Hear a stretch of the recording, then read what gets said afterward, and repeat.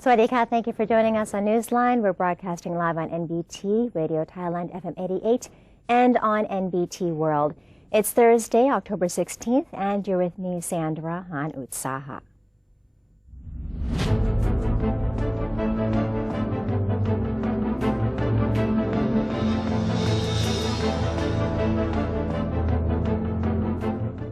Welcome to today's segment of Thailand Moves Forward. In today's top story, 249 members of the National Reform Council have reported in at Parliament after the 8-day reporting period expired.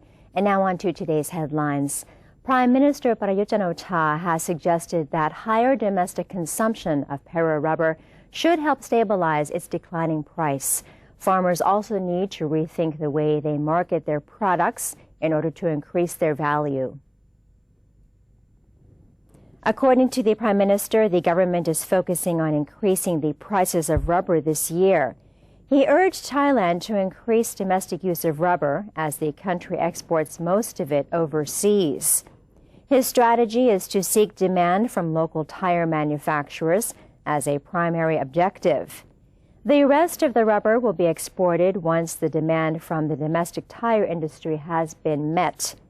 The suitable exporting price will also have to be determined and discussed with rubber traders in ASEAN. As for other farm products, the Ministry of Agriculture and Agricultural Cooperatives has been instructed to assist rice farmers in the face of the ongoing drought. General Prayut also encouraged farmers of other crops, such as sugarcane and cassava, to increase their product values to offset their high cost of production in order to be able to effectively compete with neighboring nations that offer lower prices for their products. Interior Minister General Anupong Paujunda has been visited by the Cambodian ambassador to Thailand, who congratulated him on his new post and lauded the two countries' long-standing friendship. Mrs. Iet Sophia, ambassador of the Kingdom of Cambodia to the Kingdom of Thailand, paid a courtesy call on General Anupong with a view to extending her congratulations on his recent appointment as Minister of Interior. At the same time, she voiced praise for the close relationship and cooperation between the two neighboring nations, whether in the area of culture, trade, labor or anti-drug, and human trafficking efforts. The Cambodian ambassador complimented Thai authorities for always treating Cambodian workers in Thailand with kindness and compromise, and thanked the Thai government for facilitating them in registering for legal employment. In return, General Anupong expressed gratitude to Mrs. Sophia and noted the importance of Cambodian workers to the Thai economy. He said Thailand would be willing to support any affairs of the Cambodian embassy, as well as any areas of bilateral cooperation, including issues concerning migrant labor. The minister affirmed that the healthy relationship between both nations would be maintained long into the future for the happiness of the peoples. The Deputy Prime Minister in charge of legal affairs has expressed confidence that Thailand would have a new constitution by next year, adding that general elections may have to be on hold until 2016. According to Deputy Prime Minister in charge of legal affairs, Wisanu Krangam, as cabinet members are not allowed on the Constitutional Drafting Committee, or CDC, the cabinet will have to nominate candidates from outside. However, the cabinet, as well as the National Council for Peace and Order, or NCPO, has opted to wait for the National Legislative Assembly, or NLA, and the National Reform Council, or NRC, to nominate their candidates to avoid duplication of work.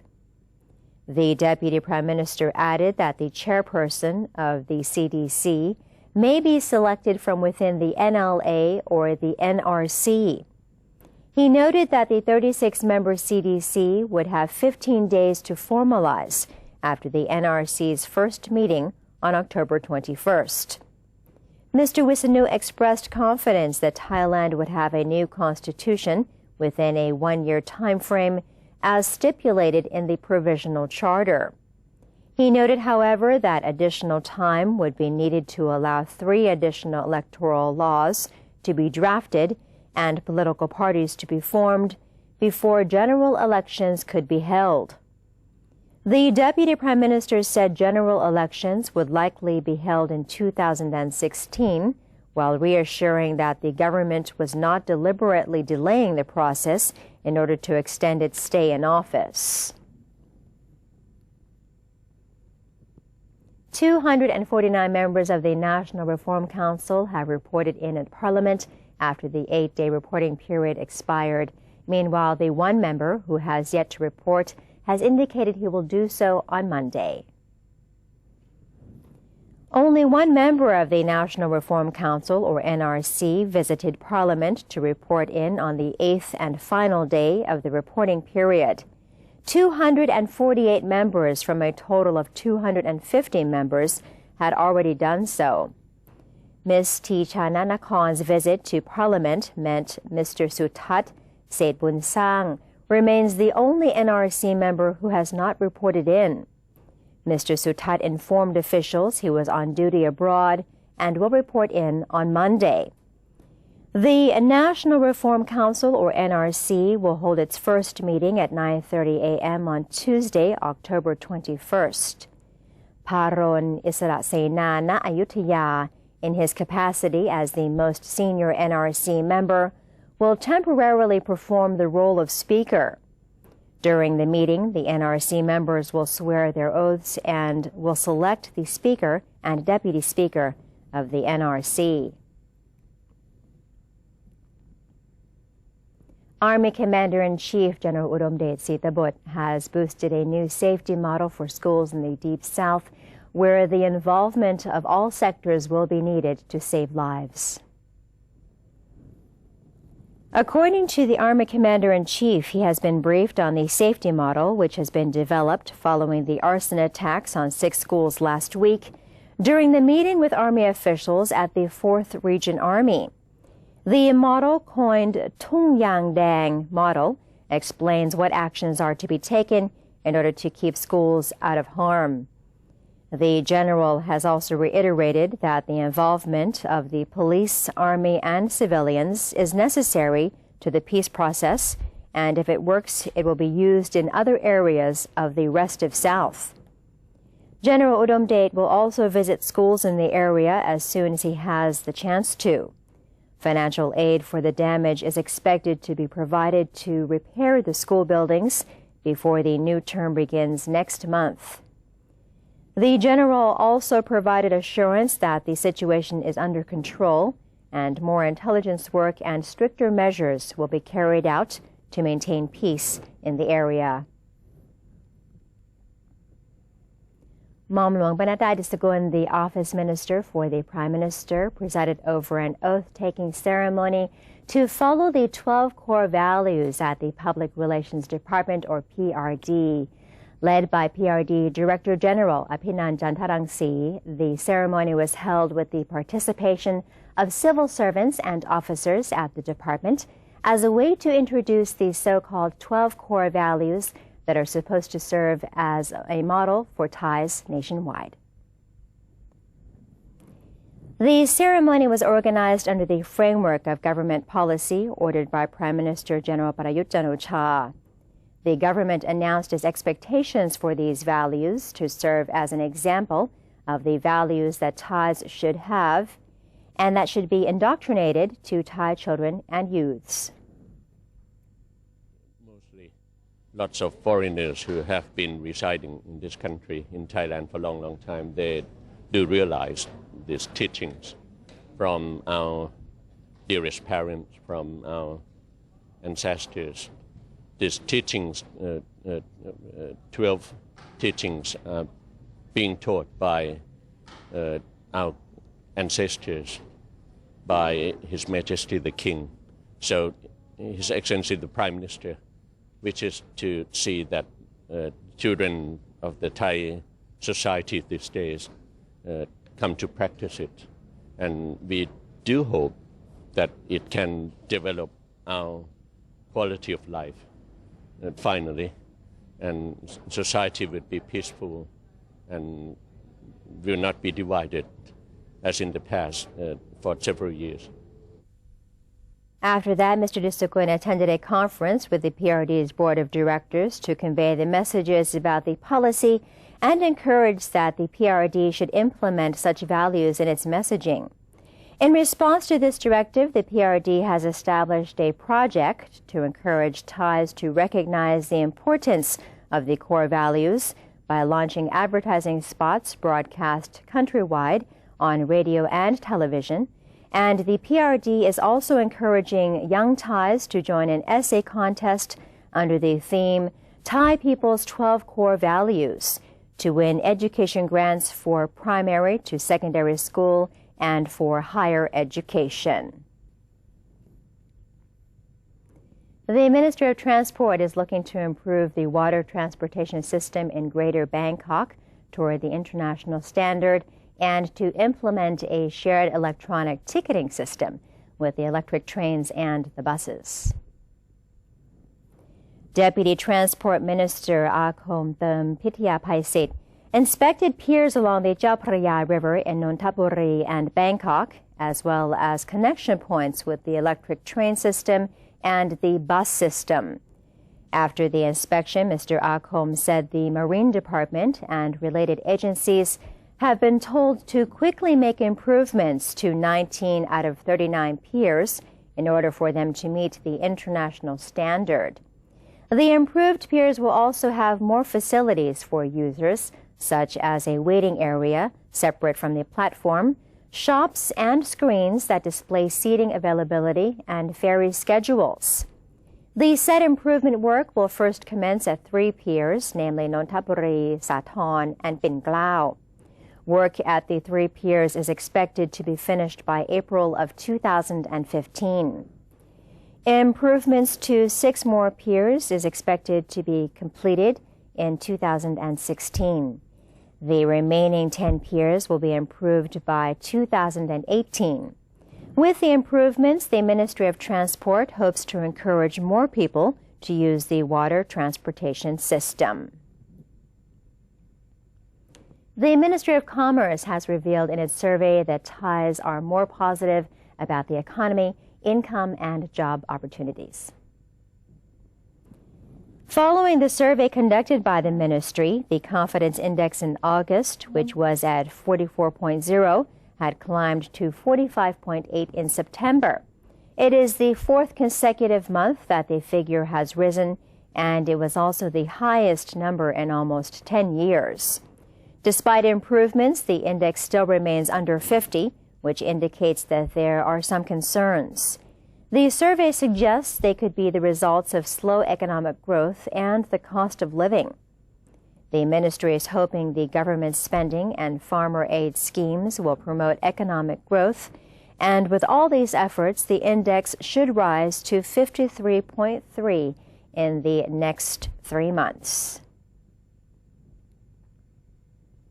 The Similan Islands National Park is now open to the public after being closed off for 6 months. National Park officials said that during recent months, the islands have been battered by strong waves and heavy rains, which render the area unsafe for visitors. The islands remain closed usually to all tourist activities from May to November for rehabilitation. The islands will now be open from October 15th of 2014 to May 15th of 2015. During the high season in the Similans, when the monsoon stays away, visitors can scuba dive or snorkel to view coral reef under the clear water. The national park has also carried out repairs on restaurants, accommodations, and other facilities during their hiatus from the crowds. Similan Islands has been listed as one of the top 10 diving spots in the world and is easily distinguished by a rock that is shaped like a sailing boat. Thailand's composite index yesterday closed at 1,547.41 points, barely moving up by 0.63 points or 0.04%, with turnover of 39.32 billion baht. The day's top 5 trading stocks were TPI Poline, True Corporation, PTT Exploration and Petroleum Production, PTT, and Kasikorn Bank. According to analysts from Trinity Security, the market yesterday fluctuated in a small range with light trading volume, due mainly to the absence of a new stimulus factor, leaving investors with no choice but to use the wait-and-see strategy. The analysts claimed that the investment climate would still be underperformed for the time being, at least until the European Central Bank shows concrete economic policies and the U.S. Federal Reserve makes a decision on whether or not to continue to use the quantitative easing measures at the end of this month. The analysts viewed that today the market support and resistance levels should be at 1,540 and 1,560 points, respectively. On the occasion of Global Hand Washing Day on the 15th of October, Chumphon Hospital held an event to raise public awareness, as well as the awareness of doctors and nurses, on the importance of hand washing with soap, which can prevent the spread of diseases. Dr. Parapad Chittasiri Nuwat, director of Chumphon Hospital, said that the first Global Hand Washing Day was set by the United Nations General Assembly in Stockholm on the 15th of October of 2008, the International Year of Sanitation. Each year, there are over 200 million people in 100 countries worldwide participating in activities for Global Hand Washing Day. The primary objective of the day is to raise awareness in students and the general public on the importance of washing your hands with soap, which is an effective yet low-cost way of preventing contagious diseases and is much better at getting rid of germs than using only water. Hand washing with soap can protect children from many diseases, as every year more than 1 million children in developing countries die from diseases contracted through their hands. Hand washing before and after meals and using the bathroom is as effective as vaccination. Statistics show that at least 1 million Thais suffer from diarrhea each year, the most important cause being improper hand washing by food vendors or themselves. Moreover, UNICEF found that each year 3.5 million children below the age of 5 die from diarrhea and 2 million die from pneumonia. And in today's segment of Now or Never, Dr. Yongyut Mayalap, the government spokesperson, will talk about the government's measure to resolve rubber problems. Let's have a look.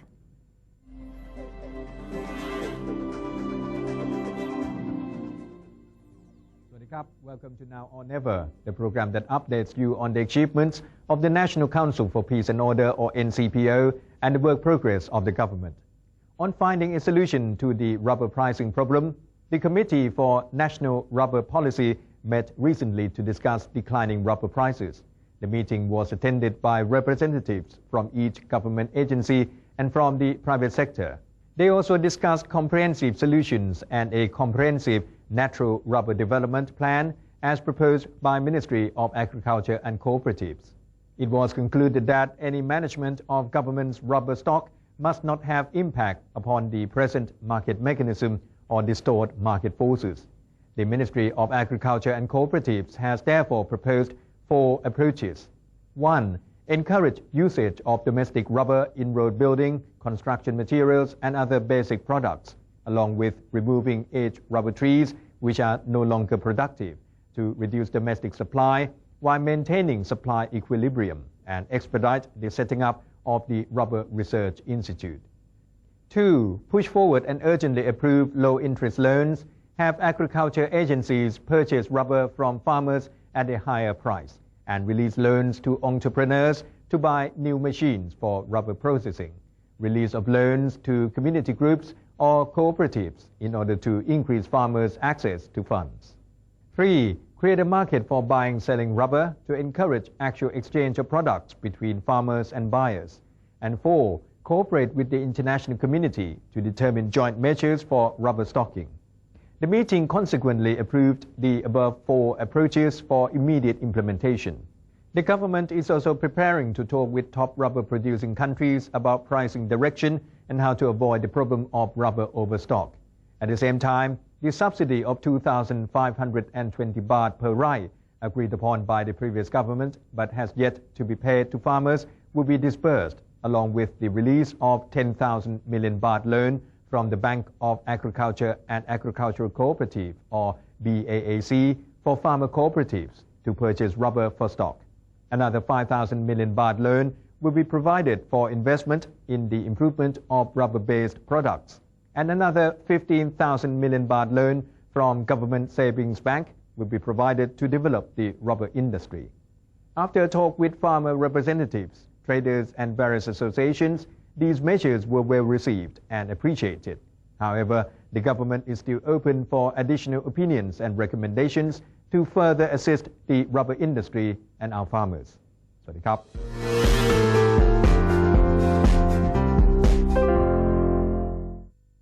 And that's the end of today's edition of Thailand Moves Forward. Before our break, let's have a look at the exchange rates and commodity prices.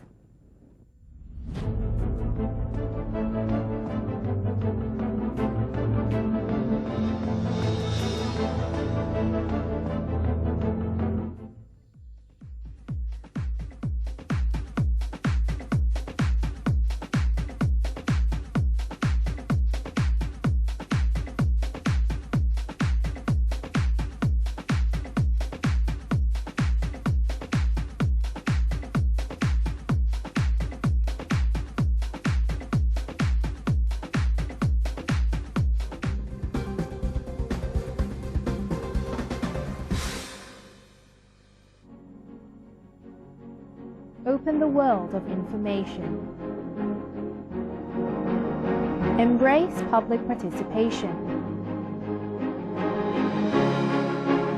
Present Thailand to the world. New dimension of the government's public relations. The 81st anniversary of Public Relations Department. Creative media for society and mobilizing Thailand towards the ASEAN community.